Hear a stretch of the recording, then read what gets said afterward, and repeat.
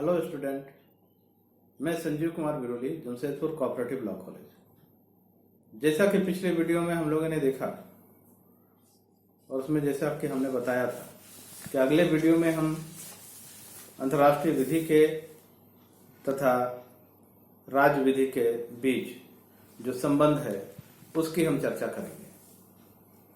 और इस वीडियो में जैसा कि पीछे लिखा हुआ है बोर्ड पर, उन सारे बिंदुओं की भी चर्चा करेंगे। पब्लिक इंटरनेशनल लॉ तथा प्राइवेट इंटरनेशनल लॉ दोनों के मध्य क्या अंतर है उसकी भी हम चर्चा करेंगे। यद्यपि कि अंतर्राष्ट्रीय विधि तथा राष्ट्रीय विधियों के मध्य अनेक असमानताएं हैं, किंतु इन असमानताओं के बावजूद भी दोनों में कुछ समानताएं भी हैं, जिसके कारण से इन दोनों का जो अस्तित्व है वह बरकरार है। अंतर्राष्ट्रीय विधि का विधायनी अंग जो मुख्यतः विधि निर्माण करने वाले संधियों के रूप में है। यहाँ पर जो विधि का निर्माण होता है अंतर्राष्ट्रीय विधि में, वह संधियों के रूप में अस्तित्ववान है। अर्थात एक राष्ट्र दूसरे राष्ट्र के साथ उन्हीं संधियों के आधार पर जिन शर्तों का दोनों देश स्वीकार करते हैं, बाध्यकारी होना स्वीकार करते हैं, उन्हीं शर्तों के अधीन ही दोनों देश किसी भी विधि का पालन करने के लिए बाध्य होते हैं। राज्य विधि की विधायनी अंग के मुकाबले स्वाभाविक सी बात है, ये काफी दुर्बल होती हैं, क्योंकि किसी भी संधि का पालन करना या नहीं पालन करना, किस आधार पर उसका पालन किया जाएगा, ये बहुत ही कमजोर है। और यह कमजोर बिंदु भी है, क्योंकि यहाँ पर वैसा राष्ट्रों के विधि के अनुरूप कोई दंड की व्यवस्था भी नहीं है। इसका मुख्य कारण राज्यों की समानता तथा प्रभुत्व संपन्नता का सिद्धांत है, और इस सिद्धांत के आधार पर वे राज्य संधियां तथा अभिसमय भी करते हैं। इन्हीं सिद्धांत के आधार पर ही राज्य जो अभिसमय या तो द्विपक्षीय या बहुपक्षीय संधियां करते हैं, वह निर्मित होता है। संधियां राज्यों के मध्य होती हैं, ना कि उसके ऊपर होती है। जो भी संधियां होती है, जो निर्माण होता है अंतर्राष्ट्रीय स्तर पर, राज्यों के ऊपर नहीं होती हैं, बल्कि राज्यों के मध्य होती हैं। राज्यों के ऊपर कोई सत्ता नहीं है जो उनके लिए कानून बना सके। यह स्वयं ही जो शर्त हैं, संधियों के शर्त हैं, वो निश्चित करते हैं। अंतर्राष्ट्रीय विधि तथा राज्य विधि में कुछ समानताएं भी हैं। राज्य न्यायपालिका की भांति अंतर्राष्ट्रीय प्रणाली में भी एक न्यायिक अंतर्राष्ट्रीय न्यायालय है, जो कि स्टैट्यूट पर आधारित है, संविधि पर आधारित है। संविधि के अनुच्छेद 59 में यह प्रावधान है कि न्यायालय के निर्णय किसी विवाद के पक्षकार पर विवाद हेतु बंधनकारी होंगे। अनुच्छेद 59 में यह प्रावधान किया गया है कि न्यायालय के किसी विवाद के निर्णय में पक्षकारों पर वह निर्णय बाध्यकारी होगा।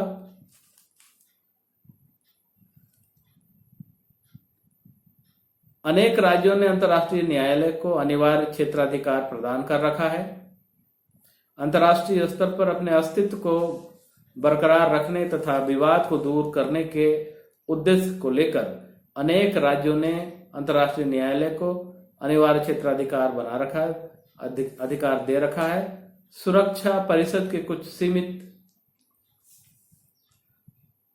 अर्थों में अंतर्राष्ट्रीय विधिक प्रणाली की कार्यपालिका की संज्ञा दी जा सकती है, क्योंकि शांति तथा सुरक्षा के अलावा इसे न्यायालय के नियमों को लागू करवाने की भी शक्ति प्राप्त है। अंतर्राष्ट्रीय न्यायालय की शक्ति के संदर्भ में यहाँ पर बात जो कही गई है वो ये, शांति तथा सुरक्षा के अलावे इसे न्यायालय के नियमों को लागू कराने की भी शक्ति दी गई है। चार्टर के अनुच्छेद 94 में यह प्रावधान है कि यदि किसी विवाद का पक्षकार न्याय के अंतर्राष्ट्रीय न्यायालय द्वारा दिए गए निर्णय को लागू नहीं करता है तो विवाद का दूसरा पक्षकार इस मामले को सुरक्षा परिषद में ले जा सकता है। यहाँ पर सुरक्षा परिषद की बात की गई है कि विवाद का कोई पक्षकार यदि न्यायालय के द्वारा दिए गए निर्णय का पालन नहीं करता है तो उसे पालन करवाने के लिए सुरक्षा परिषद में जा सकता है। यह सुरक्षा परिषद निर्णय ले सकती है कि निर्णय को लागू करवाने के लिए कैसी कार्रवाई की जाए, कौन सी बाध्यकारी शक्ति का प्रयोग किया जाए।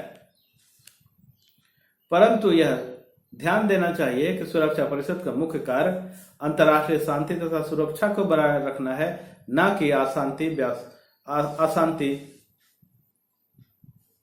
लाना है।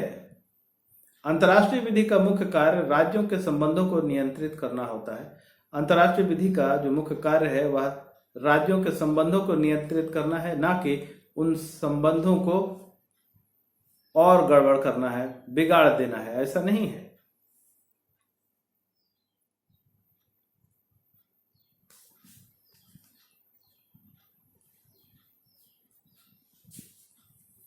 दोनों की न्यायिक प्रक्रियाओं में एक भिन्नता है। राज्य की न्यायिक प्रक्रिया तथा अंतर्राष्ट्रीय स्तर पर जो अंतर्राष्ट्रीय न्यायालय है उसकी न्यायिक प्रक्रिया में भी भिन्नता है। अतः निष्कर्ष में यह कहा जा सकता है कि चूंकि राज्य की अपेक्षा अंतर्राष्ट्रीय विधि एक विकेंद्रीकृत प्रणाली पर आधारित है, इसकी अपनी कुछ अलग विशेषताएं हैं, परंतु कुछ मामलों में यह राज्य विधि के समान भी है।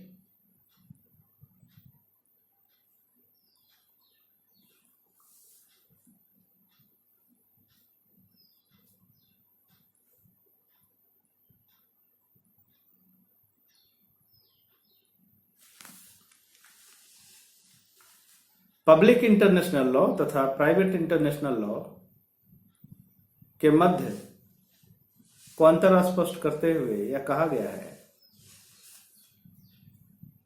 लोक अंतर्राष्ट्रीय विधि की परिभाषा जो यहां पर दी गई है वह ये पिट कॉबेट के द्वारा दी गई है, जिसमें प्राइवेट अंतर्राष्ट्रीय विधि के संदर्भ में ये कहते हैं कि प्राइवेट अंतर्राष्ट्रीय विधि ऐसे नियमों के समूह को कहते हैं जिनसे यह निर्धारित किया जा सकता है कि राज्य के न्यायालयों के समक्ष जब कोई वाद आते हैं, राज्य के न्यायालय को समक्ष जब कोई वाद आते हैं जिनमें कोई विदेशी तत्व भी शामिल होता है या जिनमें कोई विदेशी व्यक्ति प्रभावित होता है, तो ऐसे मामले में कौन सी विधि लागू होगी, कौन सी विधि उपयुक्त विधि होगी। इसे दूसरे शब्दों में चूंकि यहाँ पर विवाद की स्थिति होती है, इस कारण से विधियों का संघर्ष या कॉन्फ्लिक्ट ऑफ लॉ भी कहा जाता है।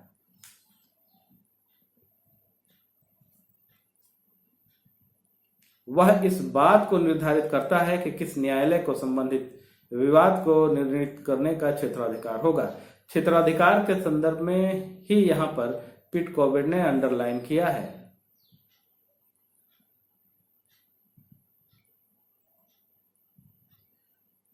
लोक अंतर्राष्ट्रीय विधि तथा प्राइवेट अंतर्राष्ट्रीय विधि के निम्नलिखित प्रमुख अंतर स्पष्ट किए जा सकते हैं। लोक अंतर्राष्ट्रीय विधि मुख्यतः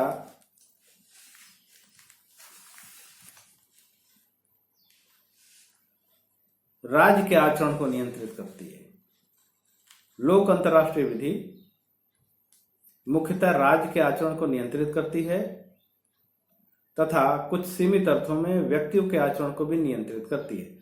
लोक अंतर्राष्ट्रीय विधि की यहाँ पर जहाँ बात की जाए, यह राज्य के आचरण को नियंत्रित करती है। यह प्रत्यक्ष तौर पर राज्य के लिए बनाई गई है, इसलिए यहाँ पर कहा गया है कि राज्य के आचरण को नियंत्रित करती है। वहीं पर सीमित अर्थों में यदि देखा जाए तो इसके द्वारा व्यक्तियों के आचरण को भी नियंत्रित किया जा सकता है। प्राइवेट अंतर्राष्ट्रीय विधि व्यक्तियों के आचरण को नियंत्रित करती है या उससे संबंधित है। दूसरा अंतर यह है कि प्राइवेट अंतर्राष्ट्रीय विधि राज्य विधि का ही एक भाग है। प्राइवेट अंतर्राष्ट्रीय विधि राज्य विधि का ही एक भाग है।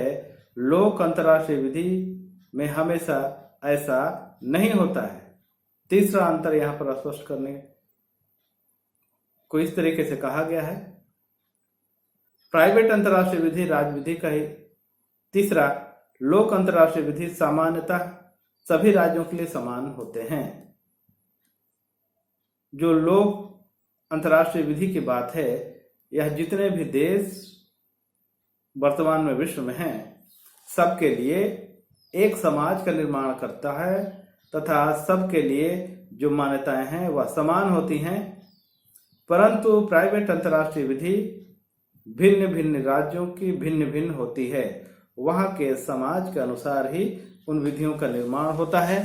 समाज में जिन कार्यों को स्वीकार किया गया है, जिन कार्यों को प्रतिबंधित कार्यों की श्रेणी में रखा गया है, उनका एक अलग ही लिस्ट होता है। चौथा, प्राइवेट अंतर्राष्ट्रीय विधि यह निर्धारित करती है कि जिन मामलों में कोई विदेशी तत्व हैं, उनमें कौन सी विधि लागू होगी। प्राइवेट अंतर्राष्ट्रीय विधि के अंतर्गत किसी भी देश की जो विधि है वह यह निर्धारित करती है कि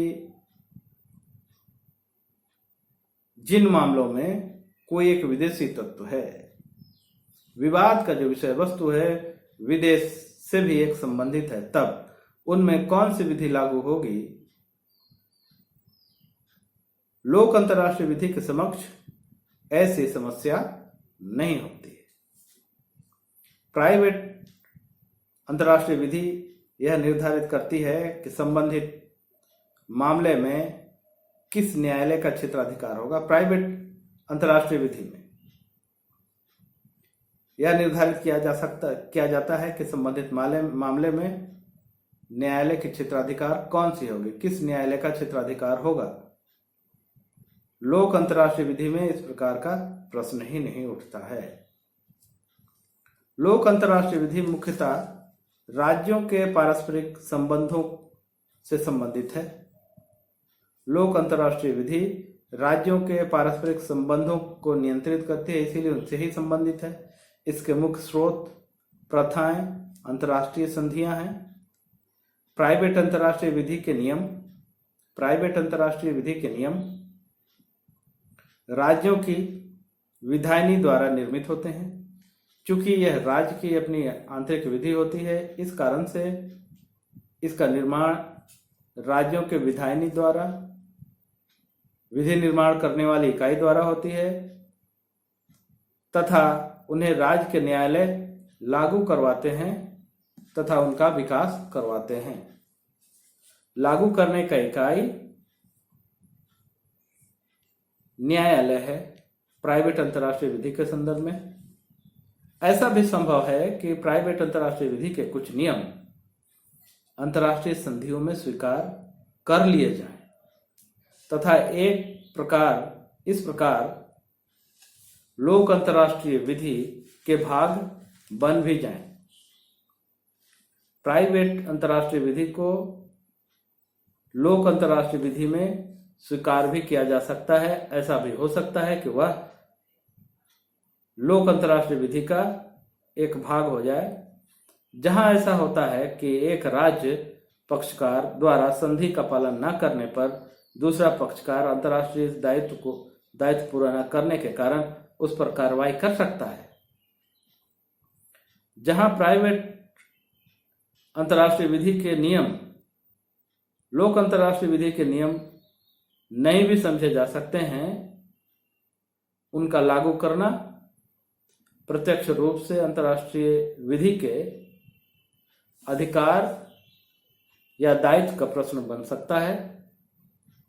उदाहरण के लिए विदेशियों की संपत्ति का मामला अथवा राज्य की अधिकारिता का मामला।